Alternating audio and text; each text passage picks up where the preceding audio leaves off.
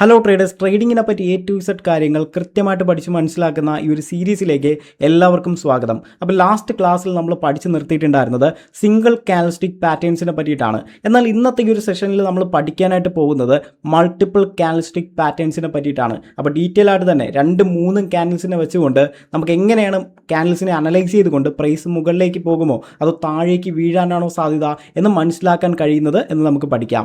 അപ്പോൾ നേരെ നമുക്ക് ഈ ഒരു സെഷനിലേക്ക് കിടക്കാം. അപ്പോൾ ഇത് ആദ്യം വരുന്ന ഒരു കാൻഡിൽസ്റ്റിക് ടൈപ്പാണ് എൻഗുൾഫിംഗ് പാറ്റേൺ. ആദ്യം വരുന്ന കാൻഡിൽസ്റ്റിക് പാറ്റേൺ ടൈപ്പാണ്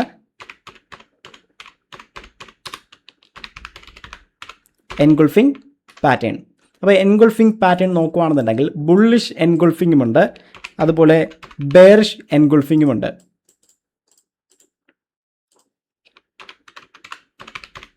ബുള്ളിഷ് എൻഗുൾഫിംഗ് പാറ്റേൺ നമുക്ക് കാണാനായിട്ട് സാധിക്കുന്നത് ആദ്യം എന്ത് ചെയ്യുന്നു, ഒരു റെഡ് ക്യാൻഡിൽ ഫോം ആകുന്നു. ആ റെഡ് ക്യാൻഡിലിനെ മുഴുവനായിട്ട് എൻഗുൾഫ് ചെയ്ത് പോകുന്ന രീതിയിൽ അല്ലെങ്കിൽ മുഴുവനായിട്ട് വിഴുങ്ങുന്ന രീതിയിൽ ഫോം ആകുന്ന ഒരു കാൻഡിൽസ്റ്റിക് ടൈപ്പാണ് നമ്മുടെ ബുള്ളിഷ് എൻഗുൾഫിംഗ് പാറ്റേൺ. അപ്പോൾ ഇവിടെ ഒരു റെഡ് ക്യാൻഡിൽ ഫോമായി, ഈ റെഡ് ക്യാൻഡിൽ മുഴുവനായിട്ട് വിഴുങ്ങിക്കൊണ്ട് രണ്ടാമതൊരു ഗ്രീൻ ക്യാൻഡിൽ ഫോം ആയി കഴിഞ്ഞാൽ ഈ ഒരു പാറ്റേണിനെ വിളിക്കുന്ന പേരാണെന്ത്, എൻഗുൾഫിംഗ് പാറ്റേൺ. അപ്പോൾ ഇവിടെ ശ്രദ്ധിക്കുക, ഫസ്റ്റ് ഒരു റെഡ് ക്യാൻഡിൽ ഫോം ആയിട്ടുണ്ട്. ആ റെഡ് ക്യാൻഡിലിനെ മുഴുവനായി വിഴുങ്ങുന്ന രീതിയിലാണ് രണ്ടാമത്തെ ഈ ഒരു ക്യാൻഡിൽ ഫോം ആയിട്ടുള്ളത്. അപ്പോൾ എൻഗുൾഫ് ചെയ്യുക, ആദ്യത്തെ ക്യാൻഡിലെ രണ്ടാമത്തെ ക്യാൻഡിൽ മുഴുവനായി എൻഗുൾഫ് ചെയ്യുക അല്ലെങ്കിൽ വിഴുങ്ങിക്കൊണ്ട് പോയിട്ടുള്ളത് നമുക്കിവിടെ കാണാനായിട്ട് സാധിക്കുന്നുണ്ട്. അപ്പോൾ ഇത്തരത്തിൽ എൻഗുൾഫ് ചെയ്ത് പോകുന്ന പാറ്റേണിനെ വിളിക്കുന്ന പേരാണ് ബുള്ളിഷ് എൻഗുൾഫിംഗ് പാറ്റേൺ. അപ്പോൾ ഇത്തരത്തിലൊരു പാറ്റേൺ ഫോം ആയി കഴിഞ്ഞാൽ നെക്സ്റ്റ് വില അപ്സൈഡിലേക്ക് മൂവ്മെൻറ്റ് നടത്താനായിട്ടാണ് സാധ്യത. ഇതിന് നേരെ ഓപ്പോസിറ്റാണ് നമ്മുടെ ബെയറിഷ് എൻഗുൾഫിംഗ് പാറ്റേൺ. അപ്പോൾ അവിടെ ആദ്യം ഫോം ആകുന്നത് എന്താ, ഒരു ഗ്രീൻ ക്യാൻഡിലിനാണ്. അപ്പോൾ ഈ ഒരു ഗ്രീൻ ക്യാൻഡിലിനെ മുഴുവനായിട്ട് എൻഗുൾഫ് ചെയ്തുകൊണ്ട് ആര് മൂവ് ചെയ്യും, ഒരു റെഡ് ക്യാൻഡിൽ വന്നു കഴിഞ്ഞാൽ ആ ഒരു പാറ്റേണിനെ വിളിക്കുന്ന പേരാണ് ബെയറിഷ് എൻഗുൾഫിംഗ് പാറ്റേൺ. അപ്പോൾ ഇവിടെ ആദ്യം ഒരു ഗ്രീൻ കളർ ക്യാൻഡിൽ ഫോം ആയിട്ടുണ്ട്. അതിനുശേഷം ഈ ഗ്രീൻ കളർ ക്യാൻഡിൽ മുഴുവനായിട്ട് വിഴുങ്ങിക്കൊണ്ട് ഇത്തരത്തിലൊരു റെഡ് കളർ ക്യാൻഡിൽ ഫോം ആയി കഴിഞ്ഞാൽ ഈ ഒരു പാറ്റേണിനെയാണ് നമ്മൾ എന്ത് വിളിക്കുന്നത്, ബെയറിഷ് എൻഗുൾഫിംഗ് പാറ്റേൺ. അപ്പോൾ ഈ ഒരു പാറ്റേൺ ഫോം ആയി കഴിഞ്ഞാൽ നെക്സ്റ്റ് എന്ത് സംഭവിക്കാനായിട്ടാണ് സാധ്യത, ഈ ഒരു ആരോ മാർക്കും കൂടെ പ്ലോട്ട് ചെയ്ത് പോവുക, പെട്ടെന്ന് അടുത്ത് എന്താണ് സംഭവിക്കാൻ പോകുന്നതെന്ന് നമുക്ക് മനസ്സിലാക്കാൻ വേണ്ടിയിട്ട്, ഈസി ആയിട്ട് മനസ്സിലാക്കാൻ വേണ്ടിയിട്ടാണ് ഈ ആരോ മാർക്കും കൂടെ പ്ലേസ് ചെയ്ത് പോകുന്നത്. അപ്പോൾ ഇത്തരത്തിൽ ആദ്യം ഒരു ഗ്രീൻ ക്യാൻഡിൽ ഫോം ആകുന്നു, അതിന് മുഴുവനായി വിഴുങ്ങിക്കൊണ്ട് ഒരു റെഡ് ക്യാൻഡിൽ ഫോം ആയി കഴിഞ്ഞാൽ ഈ ഒരു പാറ്റേണിനെയാണ് ബെയറിഷ് എൻഗുൾഫിംഗ് പാറ്റേൺ എന്ന് വിളിക്കുന്നത്. വില താഴേക്ക് ഇടിയാനായിട്ടാണ് സാധ്യത. ഇനി അടുത്തൊരു കാൻഡിൽസ്റ്റിക് ടൈപ്പ് ഉണ്ട്, partial engulfing pattern.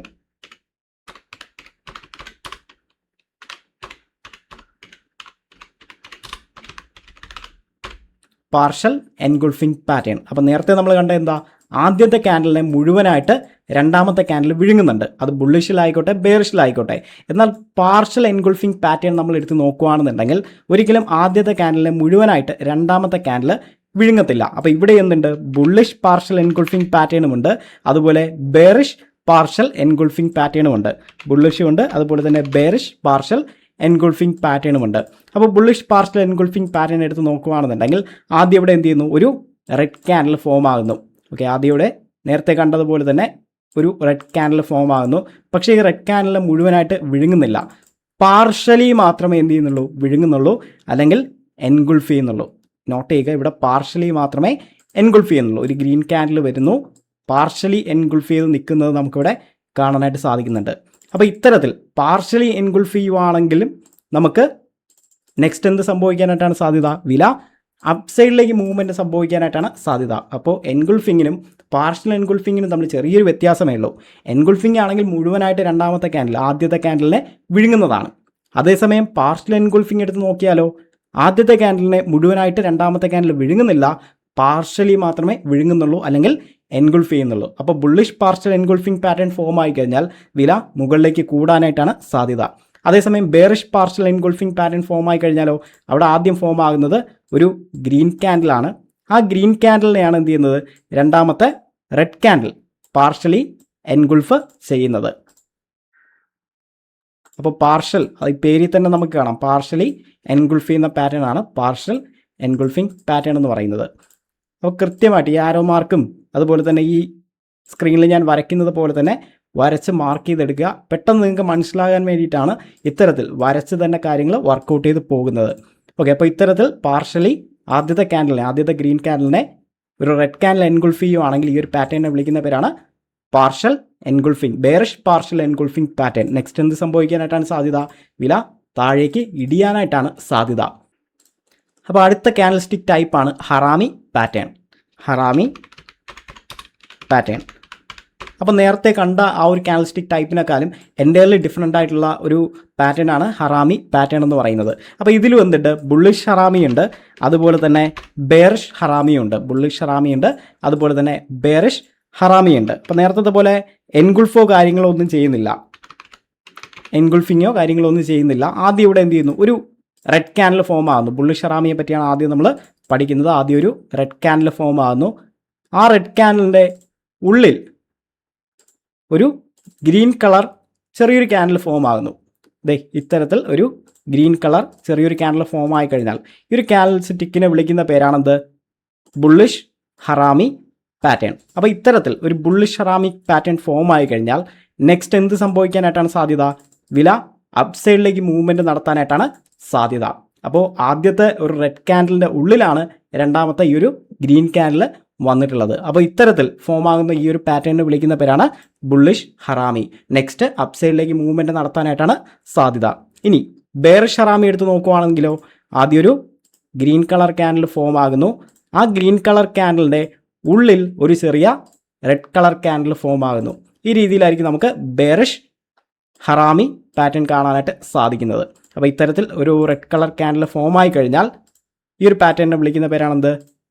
Bearish ഹറാമി. Next എന്ത് സംഭവിക്കാനായിട്ടാണ് സാധ്യത? വില താഴേക്ക് ഇടിയാനായിട്ടാണ് സാധ്യത. അപ്പോൾ ബുള്ളിഷ് ഹറാമി വില അപ്സൈഡിലേക്ക് കൂടാനായിട്ടാണ് സാധ്യത.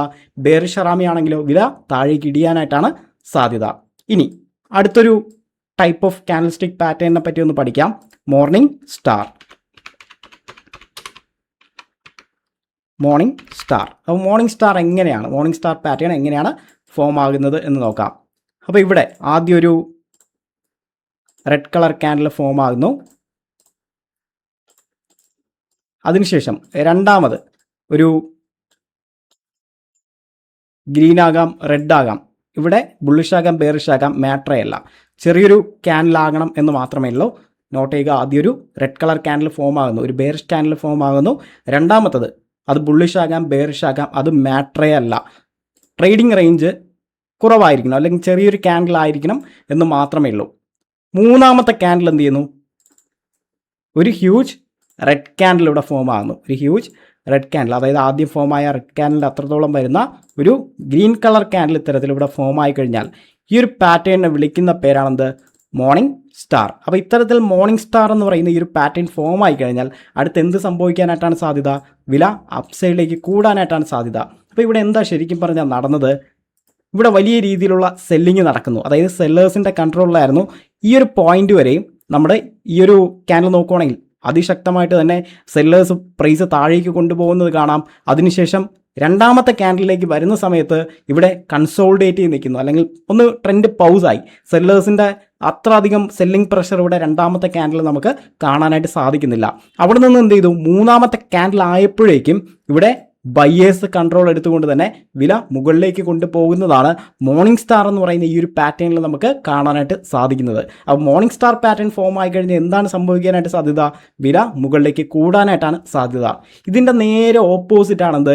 Evening star. ഇതിൻ്റെ നേരെ ഓപ്പോസിറ്റ് ആണ് ഈവനിങ് സ്റ്റാർ പാറ്റേൺ എന്ന് പറയുന്നത്.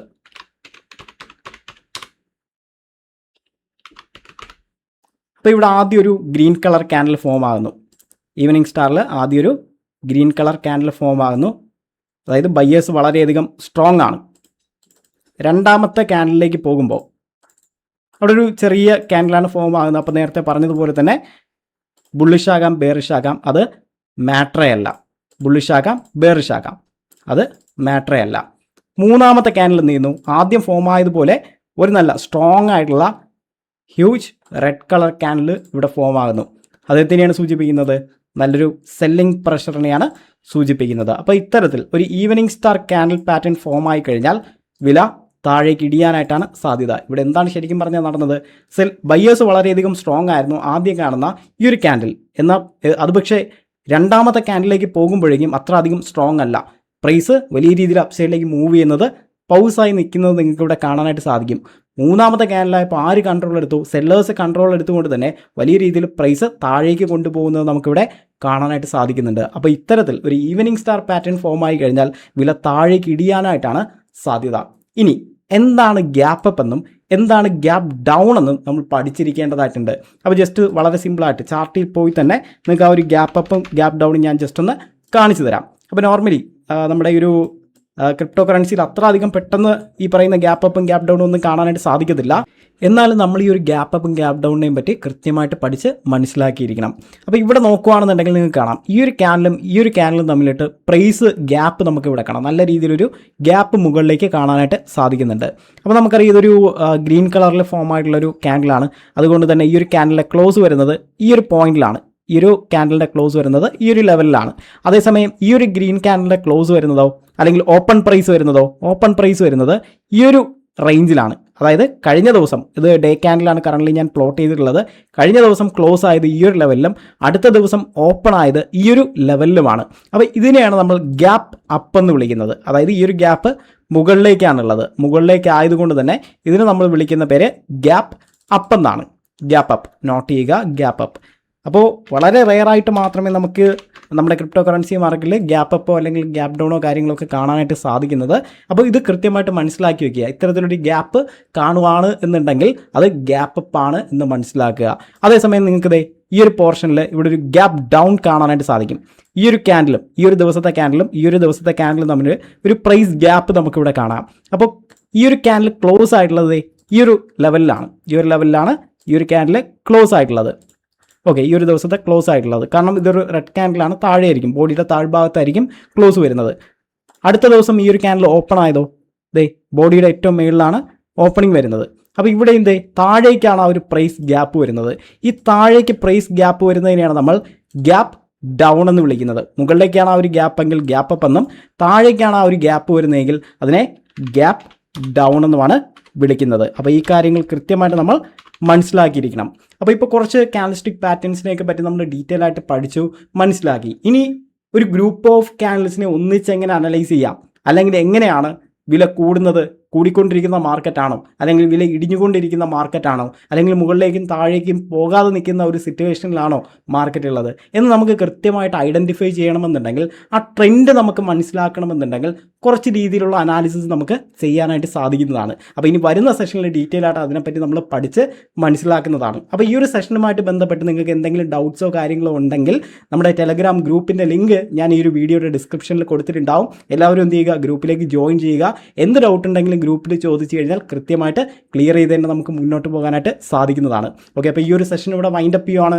താങ്ക്